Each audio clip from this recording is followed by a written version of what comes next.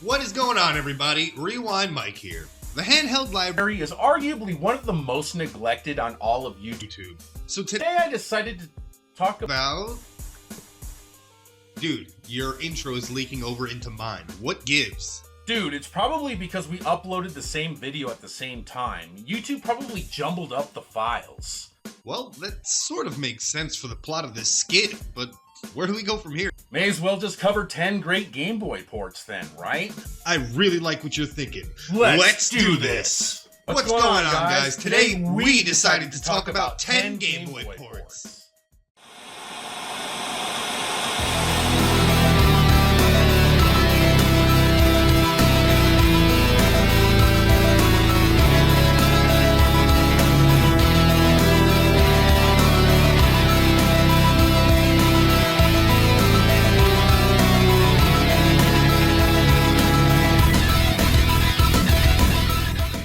During the 90s, Green Mutant heroes dispensing justice was all the rage. There were the Ninja Turtles, Toxic Avenger, and then we had the Battletoads. The NES version goes on as one of the most memorable games, both for its creative use of smashing baddies into the ground and its legendary difficulty. Due to the overwhelming reception of the game, Rare soon spit out a port tailored to the Game Boy. So soon, in fact, it was only 4 months after the initial launch. The machines didn't stop working. They capitalized on the ass-kicking frogs and they pushed them into a household name. So this gave them power over the TMNT. At this point, it only made sense to release a Game Boy game to compete with the TMNT's less than mediocre title on the handheld front. But the question is, how does this game hold up against its NES's older counterpart? Let's start with the story, which oddly enough is only found in the manual, cause that's never happened before. While partying on Lost Vega, a deep space leisure station, the gang gets sidetracked while I hump a Gatholian thorax dancer. Okay, well, that's a little adult. Maybe that's why it's hidden in the manual and nowhere present in the game. The dancer turns out to be Dark Queen. She kidnaps Rash and Pimple, but Zitz gets to slip away, making this a single-player only game. Much like the original, you go through the game punching and kicking baddies into the ground, coupled with the addition of new weapons, and you've got a formula that works really well. The game still controls on a 3D plane that allows movement in all directions, so it tends to add a bit in the difficulty department, mainly due to things like obstacles that are set up in the areas. A huge key element in the gameplay is memorization, patience, and fast reflexes. One stage that really plays that up is stage 5. It's the Turbo Intestines. You're basically running from a giant bouncing brain through a twisting course inside a giant worm.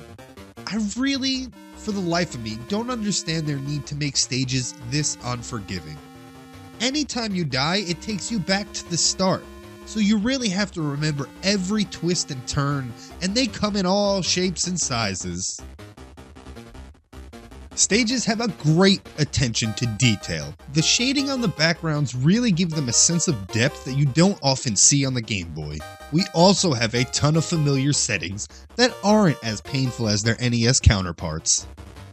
I guess technically I should have reviewed Battletoads in Ragnarok's world, as it is a direct port of the NES game, but that's not what I decided to do here, as this game came out much closer to the original release of the game.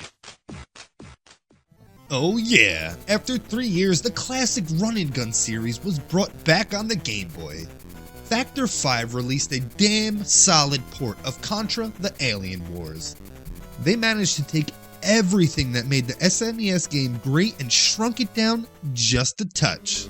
The game fires up with a cutscene very similar to the original, like it's almost a one-to-one. In this game, we won't be running around the jungles anymore. We battle through war-torn cities and robot factories. As for the stage layouts, they converted pretty damn well from their 16-bit brothers, and with almost all the little details there. There is a high level of polish on this game, and it's very apparent while you're playing. Although one of the stages was removed. I mean, we still got the 2 top-down stages intact. Yeah, the rotation is gone from them, but the essence of the areas are still captured. The default weapon, as always, is the machine gun, with only one of the power-ups absent from the game. It's the laser beam. Because of the button limitation, the super bomb and weapon switch abilities were also lost. But present is something we didn't see in Contra games at the time, a password system that will allow you to begin on any of the action-packed stages. Based on Mega Man, Darkwing Duck shares a lot of similar gameplay elements, level design, and enemy attack patterns. The game controls are also very easy to pick up and handle, though some of the added mechanics are fickle and don't always work when you want. When holding up on the D-pad, there is a nifty shield ability useful against the Sniper Joe type enemies, but if you're moving, it does not work. You have to be standing still. Peppered throughout the stages, you can also find and use one of 3 special gas adapters serving as secondary shots. These power-ups are limited, but defeated enemies will drop refills a la Mega Man, so it's not too hard to keep the weapons stocked. So it sounds like Darkwing Duck has a very familiar build of mechanics that we already know while adding some things into the blender. So this sounds like a good mix for a great game, but what are the stages like? Well, as in Mega Man, you can select from one of 6 main stages. The first area that I take on is the Suspended Bridge.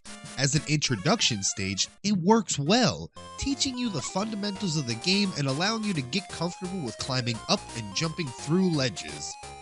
Obviously, since it's a Game Boy game, the levels are scaled back a bit and the screen has that slight zoom on it. It's a small trade-off to keep the game as close as possible to the original. The boss of this area himself throws the learning curve right out the window. It's a very hectic battle, with all the climbing plus having to deal with the enemy and his henchman at the same time who's trying to drop bananas on you. Thankfully, the game's controls are very responsive, so this isn't too much of a chore to try and manage. And that's pretty much the whole process of the game. It's a Mega Man clone title. What more do you want from it? It's great gameplay, it's super fun, and it's really portable. So if you see Darkwing Duck, pick it up. And if you've already played the NES version, then you know what you're getting yourself into. What? That's right, it's Donkey Kong Land 2.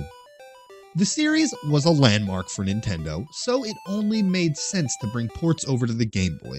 Obviously, Rare was in charge of developing these games, as they don't think they were ready to really trust anybody with the programming. The music isn't done by David Wise, but instead, Grant Kirkhope's conversions of the songs we loved from DKC 2. Grant would go on to create all the music for Donkey Kong 64, and he also voiced the giant tie-wearing ape in the game as well. The track he is most known for is the nefariously awesome DK rap.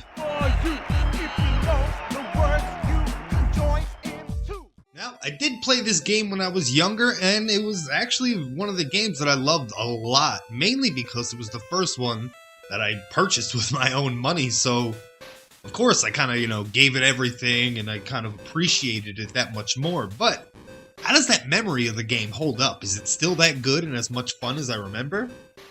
The gameplay is surprisingly responsive for the speed and fluidity that the series represents. As Diddy, or Dixie, you bob in and out of jumps avoiding enemies while trying to leap and float through the stages. All the animal friends in this game are intact, the supporting characters, and even the baddies. They squeezed a ton of sprites into this little yellow cart, and spared almost nothing. The only cutbacks were a handful of stages, as 2 of the original areas were combined into one. The hulking protector of the Lost World is also absent, which isn't too much of a drag, but still notable. Yeah, this game is tough as hell, but for the wrong reasons. My major gripe with this game now and then is the zoom on the screen. You often find yourself taking blind leaps in hopes of not landing in front of an enemy or just missing the platform altogether. Another thing, if you're falling faster than the screen can scroll, you'll die from a death wall, even though there may be a platform below you. Here we have the perfect game for traveling or at-home consumption. It's DuckTales. Woohoo! Yeah, this is pretty much the version of the game that I owned as a kid, was on the Game Boy. I didn't own the NES version. Yeah, I know, super sacrilegious, whatever. I used to rent it all the time, but, I mean, having only owned the Game Boy version and then playing the NES version at later dates, it's the same game. There's really nothing different. So, that's really all I have to say about it. If you've played DuckTales before, you know what you're getting yourself into, guys. Thanks for watching. Please don't forget to go check out Wes's 5 Pigs. If you made it to the end, don't forget to hit that like button to let me know and subscribe to the channel for more content.